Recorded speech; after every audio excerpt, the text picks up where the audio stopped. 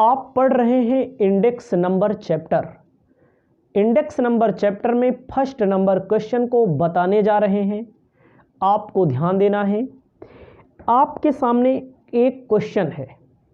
Question कहता है किसी वस्तु ए, कोई वस्तु है, उस वस्तु का नाम है ए।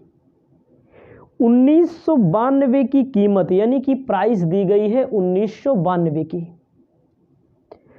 उसके बाद क्या कहा गया है, प्राइस में कीमत को 1992 की कीमत को आधार मान लीजिए, बेस मान लीजिए। उसके बाद क्वेश्चन बोला है 1990 में कीमत है 108 रुपया। उसके बाद 1991 में आते हैं तो 134, 1992 में 156, 1993 में 112, 1994 में 144, 1995 में 204, 1996 में 106। तो इसमें पहला नियम होता है कौन सा, पहले सूत्र लिखिएगा तब आगे बढ़िएगा। फिक्स्ड वेश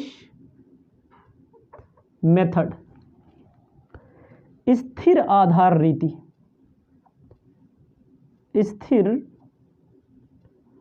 आधार रीति, इस स्थिर आधार रीति में आपको पहला लिखना है एक वर्षीय, मतलब सिंगल ईयर फिक्स मेथड। लिखिए पहला single year fixed method, Hindi में कहते हैं एक वर्षीय स्थिर आधार। एक वर्षीय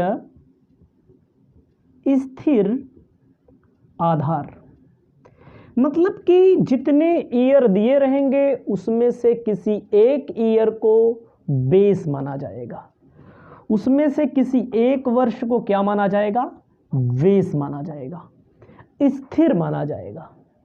तो आपको बताना चाहते हैं, क्वेश्चन में बोला है 1992, तो 1992 को हम लोग मान लेंगे। फॉर्मूला आपको लिखना है इंडेक्स नंबर इक्वल टू क्या,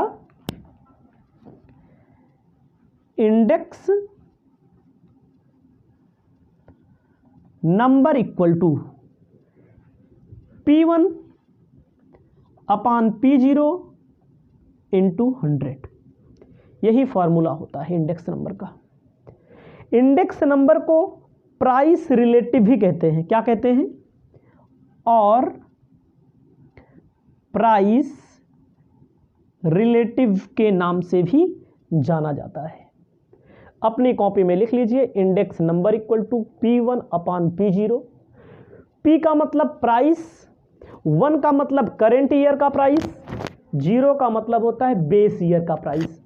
आप अपनी कॉपी में भी लिख लेंगे P1 का मतलब करेंट ईयर का प्राइस, P0 का मतलब बेस ईयर यानी कि आधार वर्ष इंटू 100।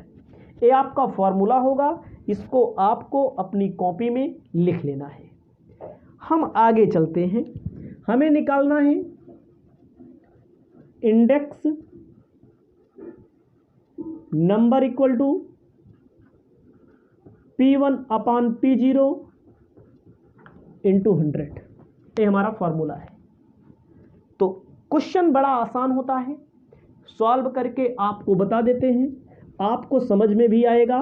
जितना मैं बता रहा हूं उतना आपको अपनी कॉपी में लिख भी लेना है। ये आपके लिए बड़ा महत्वपूर्ण है और आपके लिए बहुत सटीक साबित होगा। ध्यान दीजिएगा। तो एक एक करके हम यहां सॉल्व करते हैं। सबसे पहले बेस किसको माना गया है, 1992 को बेस। जो 1992 की प्राइस है उसको बेस माना गया है, आधार माना गया है। इसको भी आपको ध्यान देना है। तो आपको बताना चाहते हैं, यहां पर लिखेंगे 108। P1 हमारा क्या है 108, P0 हमारा क्या है 156, मल्टीप्लाई कर देंगे 100 से। 108 भागे 156 गुणे 100।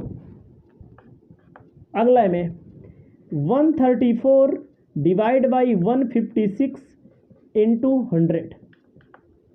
अगले में 156 डिवाइड बाई 156 इंटू 100।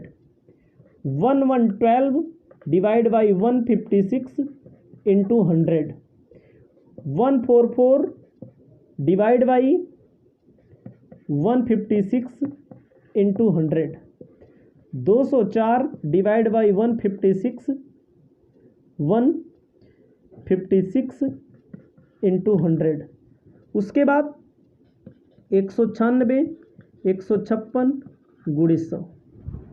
आपको क्या करना है, करेंट ईयर जिस ईयर का आप लिख रहे हैं उसको ऊपर रखना है और जिसको बेस मानने के लिए कहा गया है उसको नीचे रख लेना है। यही होता है बेस ईयर। तो आपको बताना चाहते हैं, जब आप क्वेश्चन को सॉल्व करेंगे, जब आप इसको सॉल्व कर लेंगे तो आपका जो आंसर आएगा सीधा सीधा आंसर बताते हैं। अगर आपके पास कैलकुलेटर है तो कैलकुलेटर का यूज करके आप पूरी की पूरी कैलकुलेशन को आसानी के साथ कर सकते हैं। तो आपको हम बताना चाहते हैं, पहले में आएगा 69.23। कैलकुलेट करेंगे 156 का को 108 को 156 से भाग देंगे और 100 से गुणा कर देंगे तो 69.23 आएगा। कैलकुलेट करेंगे तब, आप कैलकुलेट करना है आपका काम है। अगले में आएगा 85.90। इसमें देखो, इसमें 100 अकेले आएगा जिसको बेस माना गया है। उसके बाद आपको बताना चाहते हैं 71.79। उसके बाद 92.31।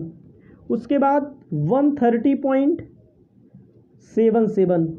उसके बाद 125.64। ये आपका पहला क्वेश्चन सॉल्व हो गया है। इसे आप अपनी कॉपी में अपनी सुविधा के अनुसार लिख लीजिए। इसके बाद हम आपको आगे क्वेश्चन बता रहे हैं।